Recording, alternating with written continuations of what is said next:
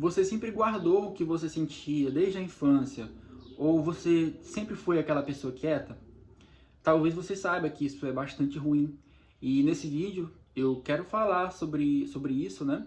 Trazer uma perspectiva diferente de acordo com algumas coisas que eu venho lendo, que eu venho estudando. Prazer, se você não me conhece, eu sou Gabriel, sou psicólogo.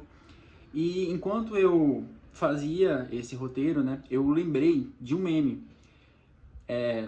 Na verdade, existem vários memes a respeito desse assunto, né? Que é basicamente... Eu acho que eu vou colocar aí na tela, mas é basicamente quando aquele garoto quieto, ele me fala para não ir para aula amanhã, para não vir para aula amanhã. Ou então, quando o garoto quieto, ele, ele coloca a mão na bolsa, né? Que é basicamente falando que, bom, ele vai pegar uma arma para, né, fazer alguma coisa com os outros alunos, né? Que é remetendo a muitos dos ataques que ocorreram nos últimos anos, né? Que chamaram muita atenção de todo mundo, assim, principalmente nos Estados Unidos. E aí, eu quero que você fique com essa imagem na cabeça. E aí o que acontece? Por que às vezes nós guardamos aquilo que nós sentimos?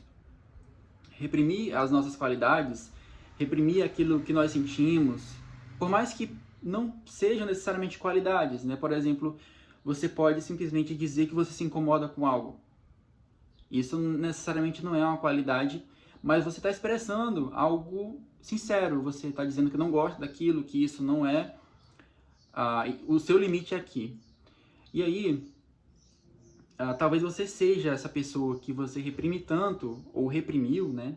Aquilo que você sente ou sentir na infância, na adolescência, no presente também, que só de pensar em expressar aquilo que você sente, as suas emoções, você pode se sentir meio que aterrorizado, né? Isso pode ser uma ameaça para você. E é o que acontece. Na infância, principalmente, nós agimos sem maldade. Nós respondemos de acordo com o que o ambiente ele nos responde também, né? E se eu bato no meu coleguinha, se eu grito com a minha mãe, eu vou receber uma resposta que talvez seja punitiva ou não. E aí eu vou me moldando de acordo com o que esse mundo ele vai me mostrando. E aí, todo mundo tem esse processo, né? E o outro processo que acontece junto com esse processo de você saber onde é que você está pisando, basicamente, no mundo, é o processo de separação emocional dos pais.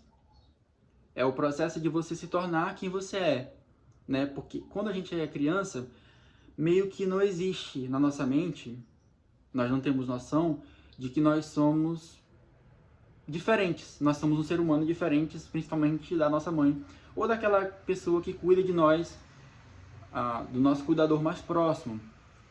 Então,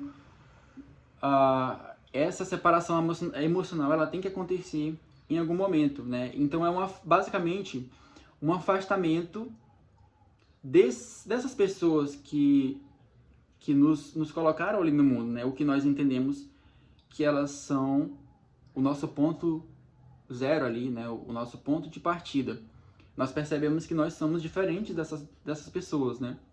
E aí, o que acontece, que pode não ser muito positivo, é quando essa criança ela se afasta tanto, mais do que deveria ser necessário, do que seria necessário para o desenvolvimento, que ela desenvolve mecanismos de defesa. Ela se protege.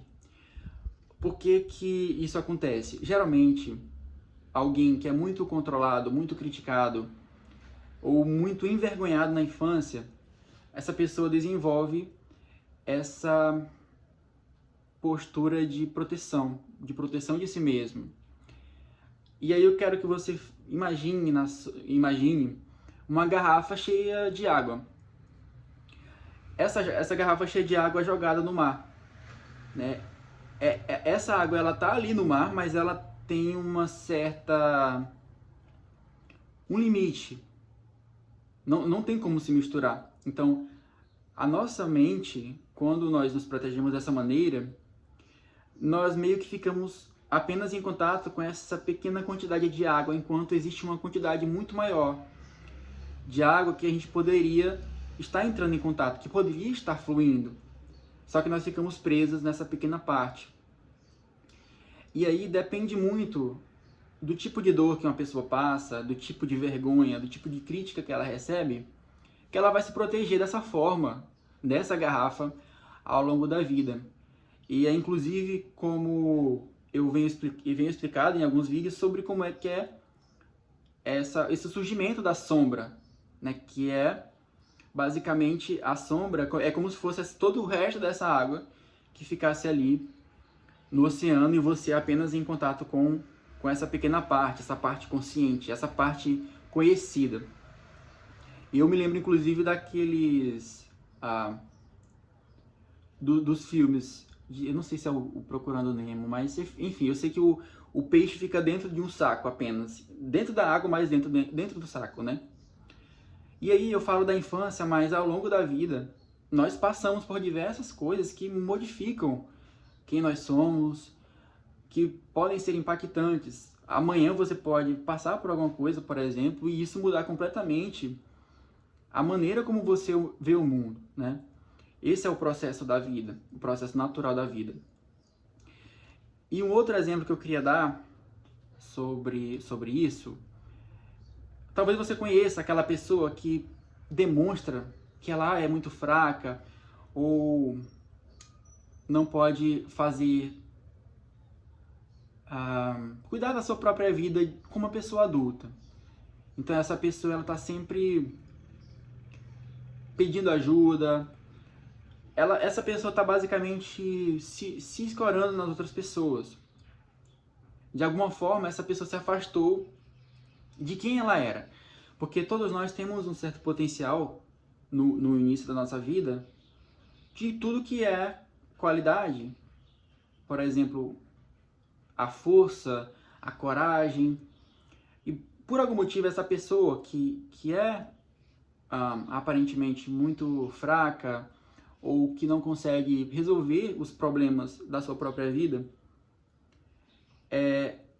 ela acaba dependendo de outras pessoas que têm as qualidades que ela reprimiu, que é a força, a coragem, por exemplo. E aí essa pessoa acaba assumindo essa postura de muito necessitada, de alguém que precisa de apoio. E aí se você não ajudar essa pessoa acha que você é mal por não fazer aquilo que de alguma forma ajudaria ela. Então, esse é um exemplo de quando você se afasta de quem você é. As suas qualidades, elas se tornam más porque em algum momento da sua vida você entendeu que isso não fazia parte de você. Então, você se apega àquilo que você acha que você é, que é essa água dentro da garrafa, né? Você não tem noção de que o oceano, esse seu oceano, ele existe. Mas calma aí, eu não me perdi, tá? Eu só tô dando outro exemplo para ficar mais tangível da gente conseguir pensar aqui. E aí, essa defesa é chamada de defesa egocêntrica. Porque eu vou explicar mais ou menos por que se chama de defesa que se chama de defesa egocêntrica. É quando algo se torna tão ruim, tão ameaçador, que foi para as sombras, né? Então você se protege. E um outro exemplo que eu queria colocar, que eu queria falar aqui nesse vídeo, é daquele adolescente, por exemplo, que ele é justamente esse que eu não necessariamente esse, mas digamos que seja aquela pessoa muito quieta e que desenvolveu essa defesa egocêntrica, essa proteção, né, que é a da tartaruga. Então imagine que a tartaruga ela só quer viver no canto dela, ela quer se proteger, ela quer apenas recolher-se dentro da casca que faz parte dela. Porque o equilíbrio que ela encontra é justamente se afastando do exterior. Então esse adolescente, com essa defesa da tartaruga, ele acaba encontrando esse equilíbrio e se afastando da vida social e se afastando da vida emocional, da conexão com as outras pessoas. Então ele acaba guardando muita raiva, guarda também a coragem e guarda essa autoafirmação. E o outro extremo, que é aquilo que esse adolescente não consegue ser, é justamente aquele, ou aqueles, né? Aqueles adolescentes durões, que a defesa egocêntrica deles é justamente atormentar esse jovem que apenas quer estar em paz. Né? É justamente o oposto. Porque é fácil atormentar o solitário, né? A pessoa que está ali sozinha, que está ali tentando se proteger. Então são os opostos que acabam se atraindo de uma maneira muito ruim por causa desse desequilíbrio. Então esse adolescente calmo, que só quer se proteger, tem justamente, ou falta na verdade, as qualidades que esses adolescentes durões têm de forma exacerbada, obviamente. Então eles acabam se completando. Só que aí esse adolescente que é muito calmo, muito quieto, muito reprimido, ao ser importunado, ao ser levado ao seu limite, ele pode acabar explodindo. Então essa sombra, ela é obrigada a pular fora. Essa garrafa, ela estoura e ela entra em contato com essa água restante desse oceano. Então toda essa raiva, essa força e essa vitalidade, elas vêm à tona. E claro, pode ser que aconteça só uma briga ali, esse adolescente ele apanhe, os outros apanhem também, mas ambos se saiam de alguma maneira bem, né? Porque você, mesmo que seja a pior forma, né, de fazer isso, esse adolescente reprimido, ele acaba entrando em contato com essa parte escondida dele. E isso acaba trazendo, como eu falei, não é a melhor forma, mas acaba trazendo uma certa organização, porque ele acaba entrando em contato com essa parte que ele tanto negou por tanto tempo. E aí o problema, na verdade, né?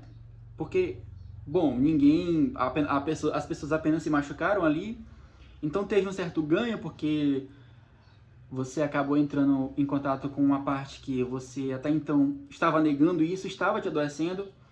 Só que o problema é esse adolescente pegar a arma do pai, e isso pode ser muito trágico.